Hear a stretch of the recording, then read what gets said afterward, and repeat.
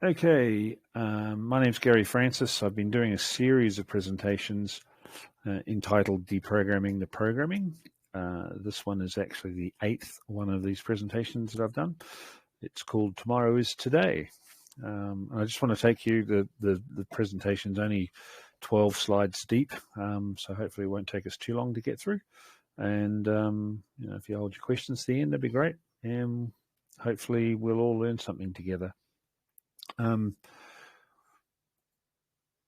What I intend to do first is to do an introduction on myself, because I realize these presentations go out to a bit of a wider audience than just the people that know me. So I think it's important for credibility's sake just to include a bit of a bio on me. I'm an average person who's is living a fantastic life. Had a lot of different experiences, different skill sets, but I'm not trying to prove anything to anybody. I'm trying to encourage people to think. I'm trying to encourage people to think outside the box that's been given to them, hence the title, Deprogramming the Programming. As I do these presentations, however, though, my style is to staying away from the facts or specific truth that a lot of people sort of trigger on. I find that facts and the truth is different for everybody, often elusive, because we're actually interpreting, through our own experiences and our own lessons of life. So actually coming out with a single truth, I find quite meaningless, because the target of my presentations is to actually get you, the listener, to think about the material rather than challenge the presenter, so to speak. And it's also, I'm very, very aware that it's not my responsibility to change someone's position and their thoughts about where they are in their life and the meanings that they're applying to the experiences they have. That's a very personal thing, and there's no way I could present in such a way as to affect the change in everyone's life. That change must come from you. So yeah, just a person that's trying to make the world a bit of a better place, a person that cares about the quality of life that other people are living in, and a person that wants to see far greater change happen for the better of everybody on this planet than what's going on today. So there's a bit of an introduction, and I'm based down in Australia as well, just for people having trouble with accents and things. So let me just carry on here. We'll get on with the agenda. And you'll notice in here today is it's all about you. It's about trying to break down some of the boundaries and borders that we've been given to us. They've been programmed into us virtually everywhere I look. We're reacting in a way that we've been taught how to react to things. So there's an absolute reason why this whole series is called Deprogramming the Programming, and it is obviously to break the mold of traditional life and the way we are actually looking at the world through somebody else's lens and start to pick it up for ourselves. So as we carry on in this presentation, there's two main points that I'd like you to remember. One is the title, which is Deprogramming the Programming, which is my programming and also yours. The other is, in this instance, is it possible for tomorrow to really be today? And I'm hoping to show you that tomorrow is in fact today. Every day that we live today, there is a component of tomorrow in it, because we all have a choice to make tomorrow a better thing than we've experienced today. And in making up our minds to live in a different way, to start breaking down some of these borders and boundaries that have been prescribed to us, thinking about your role in it and the steps you might take to actually start to move away from some of this programming that we're all being limited and controlled through. So whether or not you'll share this vision or reality that tomorrow actually is today or not, is the intention of the presentation, and I hope to take you on a little bit of a journey to kind of make sense of that heading for you. So there's their agenda. I'd like you to remember the two main points as we go. We're trying to deprogramming our programming, and is it possible for tomorrow to be today? So let's have a look at some of the illusions that are around us right now that we probably take for being normal in our society. And, you know, obviously I've picked some fairly blatant, challengeable aspects of our lives right now. And there are a lot of people who would obviously be a little grumpy with these headings as being, you know, the boundary of their life, because clearly from at least my perspective, at least, all of these things are actually entirely wrong. And this is just trying to put a little bit of the framework into your mind about, okay, we need to look at what's going on today and actually understand what that means to us and how we react to it. So these headings here, from me, are nonsense. And I'm trying to let you see them as that so that you can contain them into a package that we're going to deal with in a minute. So it's all about limit at the moment. It's all about restriction. It's all about not seeing the full potential of who you are. And that's obviously the part that I'm trying to address as part of this presentation. So let's carry on through and see where we go. There are many aspects of our lives that we're not given to explore. The aspects that we've spent no time being taught over, we've really not had the freedom of life to start to really delve into some of these headings. And you'll notice some of them are a little bit provocative. The one about death is perhaps a bit of a trigger point for a lot of people. But I'm just using these examples of where our education system for our children and where as adults we've spent very, very little time learning about how to handle those, who are we in these situations, how do we communicate in our relationships with each other. We don't get any training on any of that. Discovery of self, we get this thing called leisure time if we can cram it in between work and other chores. We don't know how to express our emotions properly, and people don't know how to listen to those emotions when we're, you know, stumbling through being able to sort of communicate those. And obviously it's reasonably pointy in today's world about health and wellness on the planet as well.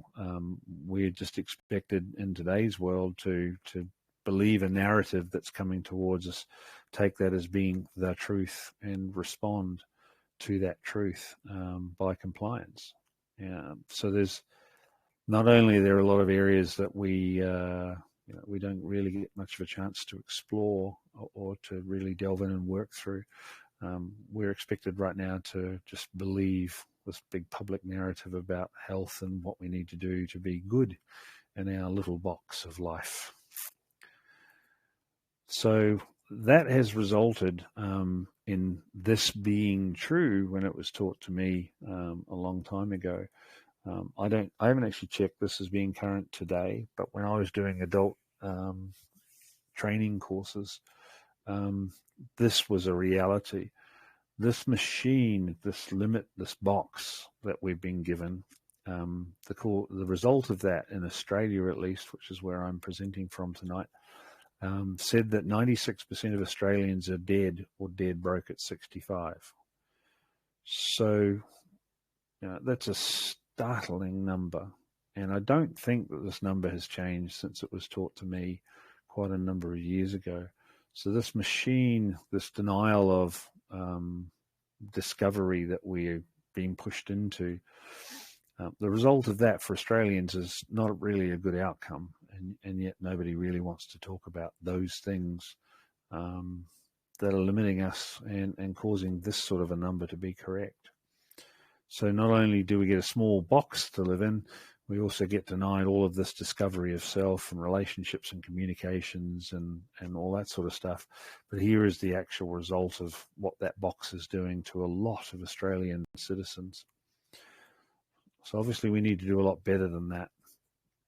And before we can go and visit there, though, that box, I've drawn it in this manner as a circle. Basically, we're living in societies around the world right now where these headings are commonplace. And I think we can all line up to the fact that a lot of this is very, very true for us as we go about living through our lives. So the result isn't just that 96% of Australians are dead broke. The result is every day we get to live in a world with deceit, doubt, struggle, hatred, poverty, war, pollution. And I think insidiously from a Western world perspective, this word consumer is a huge thing here at the moment too. The machine that's limiting us also just wants us only ever to be perhaps even isolated consumers, as far as the words on the slide are concerned, but primarily consumers. Our value is how much can we spend and who can convince us to actually part with our money to buy things. And if we're not buying things, are we actually that interested in what you're doing? Well, if you're not making the money go round, the machine's not that interested really. But I think this is really important to say the result of our systems and everything else around us right now, this limiting circle that I've drawn here, to me, these are a lot of the results of that, the outworking of that limitation results today in these headings. And they're not ones that I'm very comfortable with.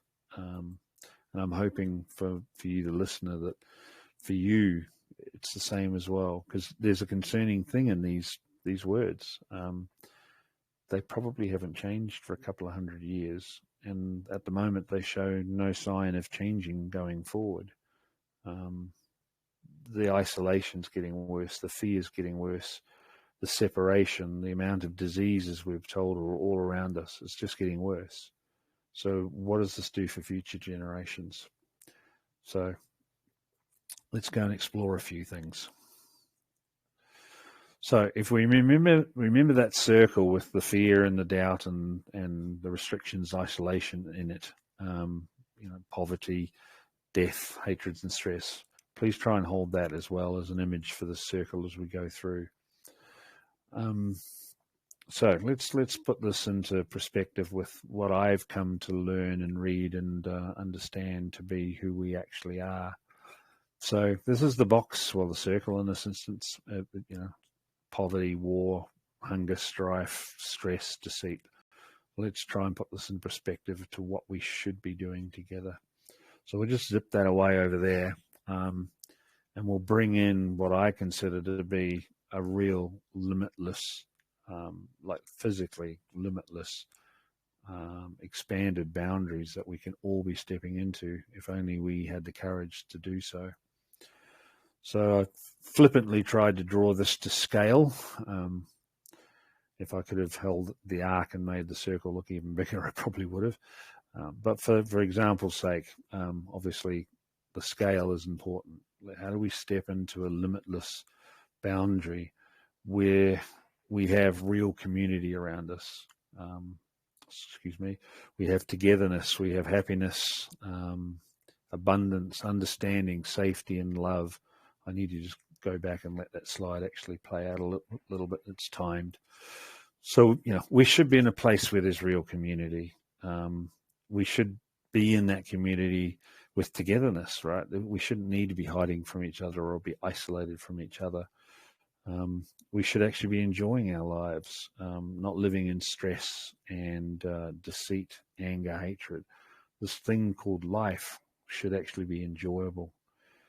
We should be enjoying a rich quality of life in a world that's not full of stress, where things are abundant around us and we can trust each other.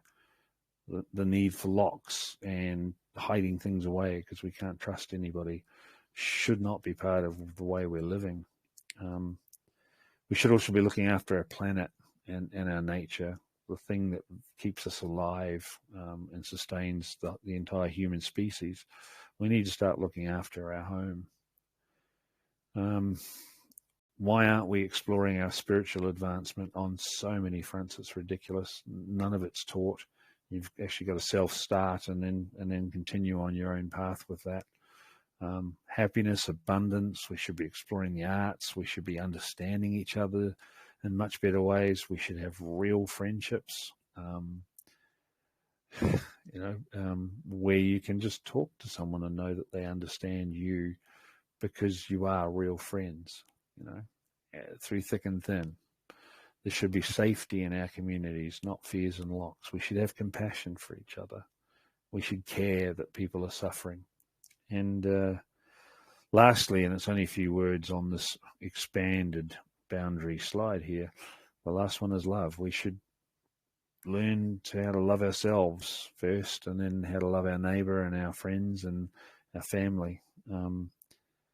But in the busy world of work and stress and anger and everything else, most of what's on this slide here is never focused on by our small, limited view on the world. This one where we had hate and deceit and doubt and struggle. And this is the boundless world that we should actually be reveling in and being in just enjoyment in our lives, rather than it being the human race or worse, where it's competition of consumerism, and that's the only thing that's really valued.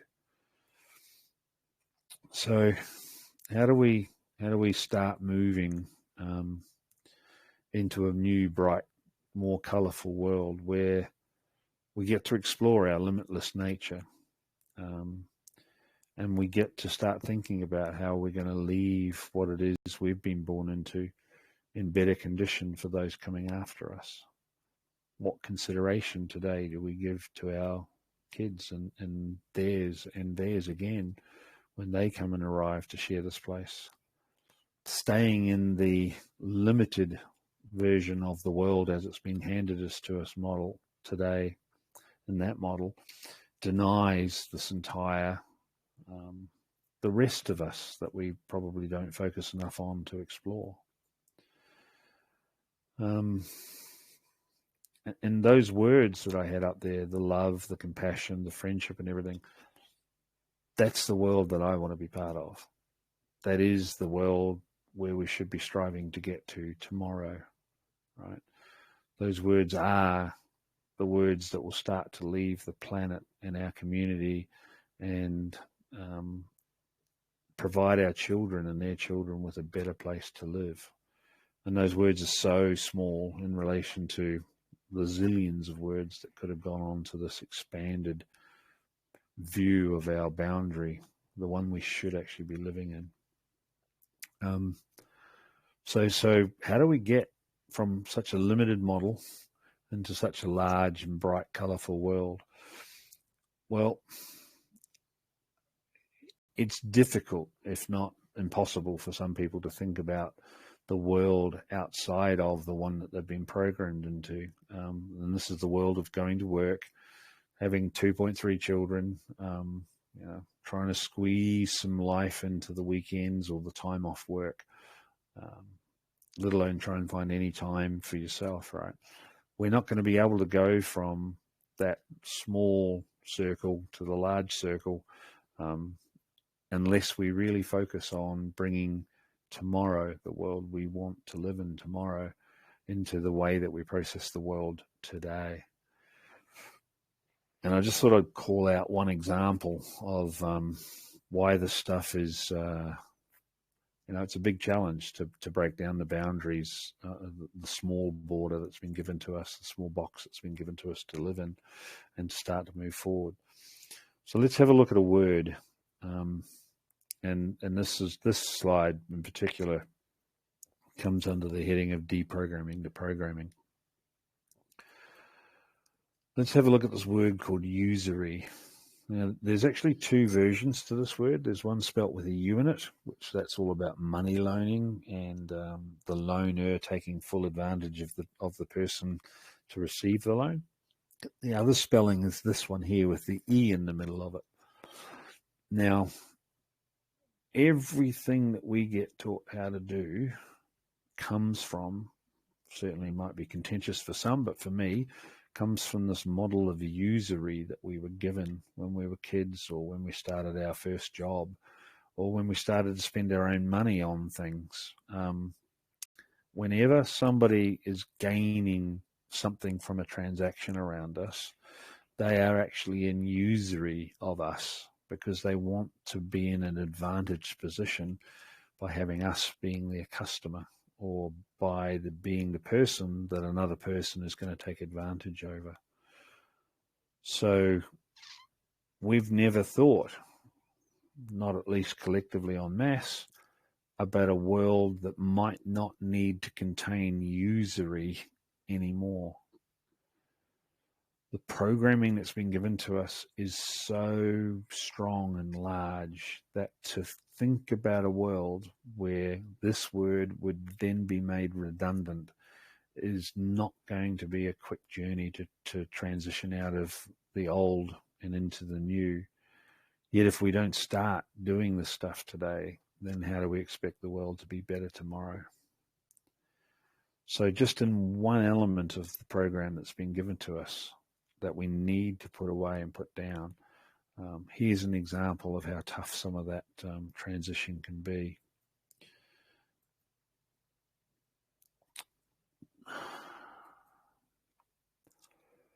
So to be very clear about this word you haven't maybe heard of much before, if you're a customer of a business, the business relationship to you is one of usury.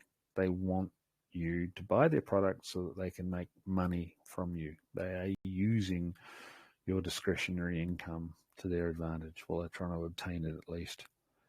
Local governments, local authorities, state, federal governments, they're all in usury of you. They want you to comply. They'll take your money if you don't comply with their law. Speeding fines, parking fines, speed camera vans, it's all usury. They're not interested in your quality of your life. The education system, it's probably where I'd put a lot of the blame right now for where we're at, because nobody's teaching the kids a new way of living. One where the programming around usury has been pushed to the side. And basically, I see everybody and anybody that wants to tell me how to live. If I'm living in peace and I'm not hurting anybody else and I'm not hurting the planet, and then someone comes along to me and tells me that I can't do something, they are trying to get me to be compliant. They are trying to make me they're trying to form a usury relationship where I will comply with their requirements into my life. And it's all about limitation, right? It's about taking. It's not about obligation of contribution. It's about rights, and it's about taking your rights or making you compliant inside the rights they've defined for you. So just stepping out of usury with each other and with all of these institutions that help make the limitation appear more real, just putting down this one aspect is not going to be for the faint of heart.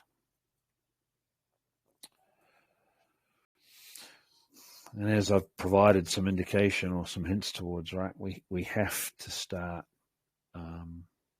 putting down the programming, figuring out aspects like usury, and focusing the way we live to avoid doing these things to each other in the future. Because the only way that we're going to live in a much more utopic existence together with each other, more peaceful, more abundant, all of those places that we think seem so far away, the only way that we're going to bring that new tomorrow towards us, because everything else is an usury of us, so we have to do this. The only way we're going to start living tomorrow is to start living it today. So the combating of usury is the last statement on this particular slide, right? Why aren't we thinking about putting down all of the rights that we've been told we have and then start picking up this thing called an obligation? Why don't we obligate ourselves to actually make the world a better place rather than stand on the throat of another and yell your rights in court or whatever. Why aren't we thinking about a world where we're actually thinking about our obligation to contribute and to advantage other people because we choose to do that?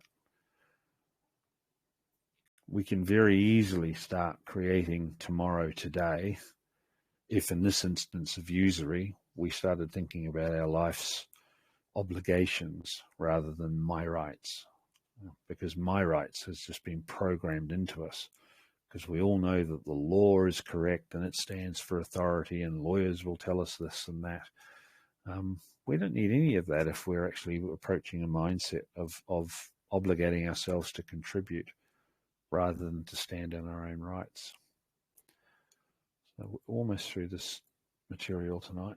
So the ultimate responsibility, we all have to come to a place where we understand the following. Right from the very start of our lives, we were given free will. Nobody can take that away from us. Nobody can legislate that we can't use it. We just want to fit in with the crowd, perhaps, so we don't do something by ourselves. And then we're complying to the programming of the small circle again. But we have, all of us, free will and the ability to decide and choose the way that we're going to live. And it is so vitally important today for our own well-being, let alone our children's and theirs after them. And the reason I don't present facts and the reason I don't present the truth per se is because I can't change this for you, the listener. It's your life, you're in your circumstance, and you're the person that has to make the change. There's no point in me trying to point out the truth or the facts in this regard. This has to be a personal journey where you're taking a conscious decision to bring a beautiful world that could be in sight of all of us for tomorrow. You're choosing to bring that into the way that you're living today yourself, wherever you find yourself. And it is a huge responsibility. But I don't see anyone bringing a new world to us. In fact, I see it completely opposite. At the moment, we're being told to live smaller and more restricted and more limitation and more law coming at us virtually every day at the moment. So if we don't take up our life's responsibility, in the example of usury, start thinking about our obligations rather than our rights, a beautiful vision of tomorrow will remain in tomorrow.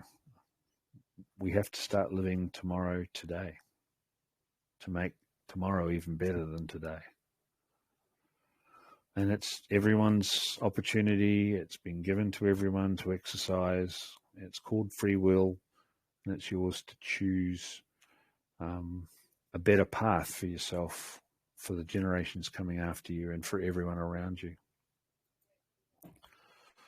So I just wanted to go back to this diagram because, the usury thing's quite a challenge. It's a huge step. To try and think about a world outside of usury is massive, right? But I wanted to come back and just sort of say, from my perspective at least, aspects of how we start to make this change. So how do we get out of this limited little circle here and into this big world today? How do we start making a better world tomorrow a possibility today, that tomorrow will indeed be a better outcome from us? We have to take small steps to deprogram ourselves. We have to see what that feels like and adjust if necessary. But we have to make up our mind to exercise our free will to change the direction of the path that we're on. You have to start being conscious of your thoughts and your behavior. Why do you get angry? Why are you yelling at somebody else? Why are you grumpy at a driver that cut you off, right or wrong? You have to start paying attention to what's motivating your behavior. And it's when you start to understand what makes you who you are that you'll start seeing things that you want to change. You have to be flexible because nature says the only thing constant is change. And in this example here, just going back to the usury aspect, there's hundreds of other examples I could have used. We have to see the usury and decide a better path for each other. If you're purchasing someone and you've got a little bit of discretionary money and you know someone around you's in a hard time, how about buying a loaf of bread for them and just giving it to them, because that's the contribution you want to make into making the better tomorrow happen out of your actions today. So take small steps, stay open to change, remain flexible, be honest with yourself, and live a better today. Tomorrow will actually be better again. And obviously, this is my suggestion of how you start breaking down the boundaries of the small circle, that had deceit and hunger and anger and war and crime in, and move into the large, limitless, boundless sort of opportunity we have to live on this planet together.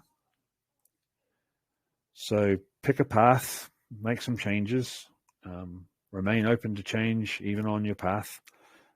Be honest with yourself, and you'll start to see that life expands, and really there are no boundaries around us other than the ones that have been programmed into us right from the get-go.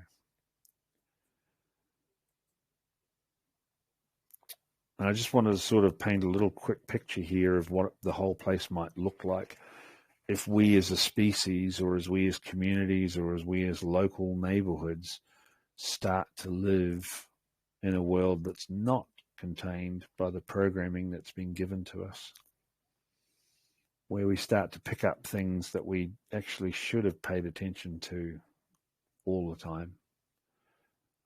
Abundancy, honesty, forgiveness, support, belonging, freedom, living in balance with nature, keeping our kids safe, having safe communities for our kids to be in, and encouraging the generations that are coming after us to strive to create a better tomorrow for them and their today than we have right now.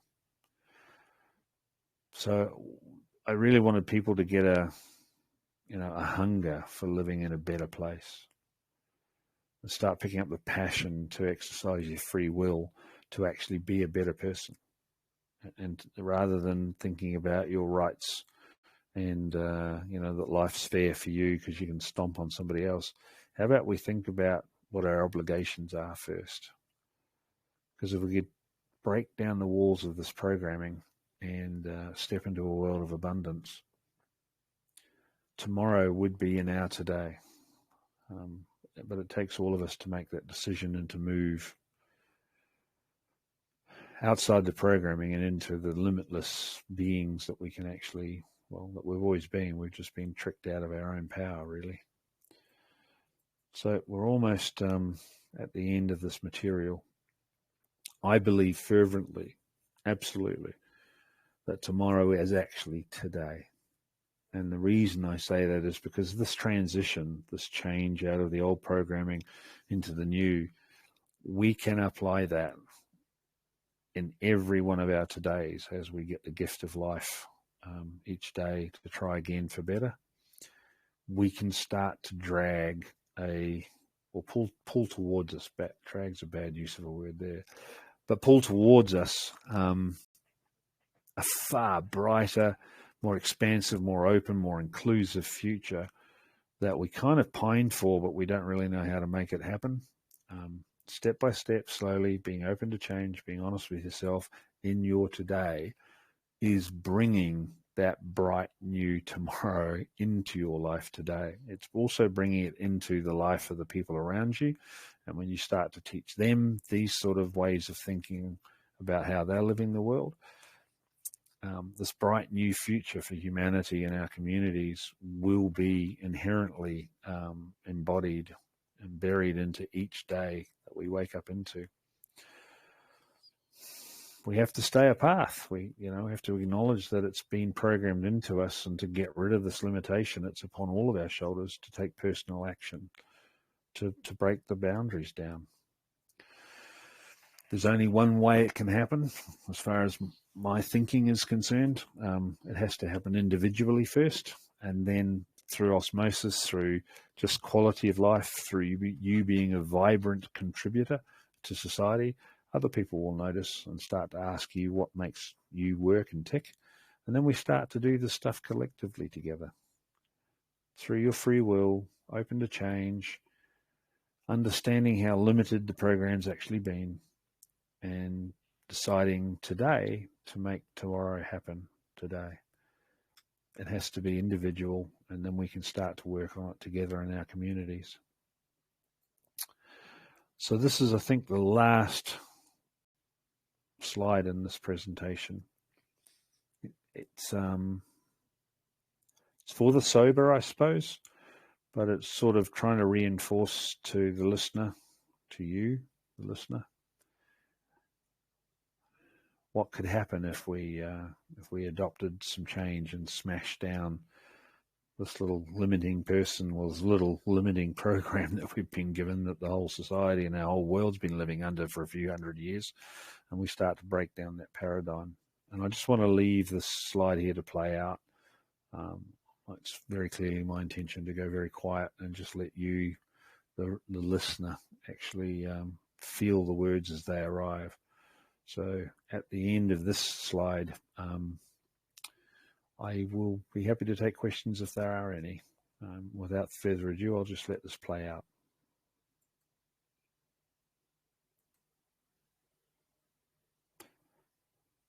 So how do we break out?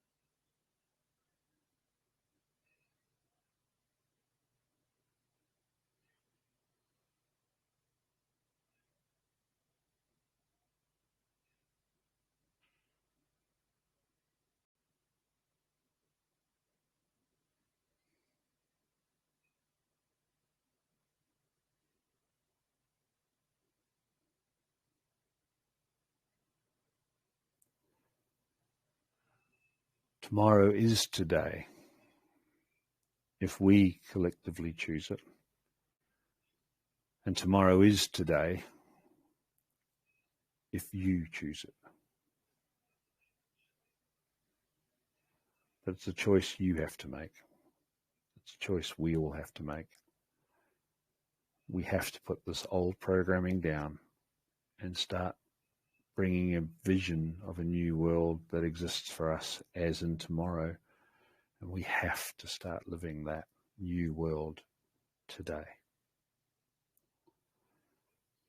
Thank you for your time.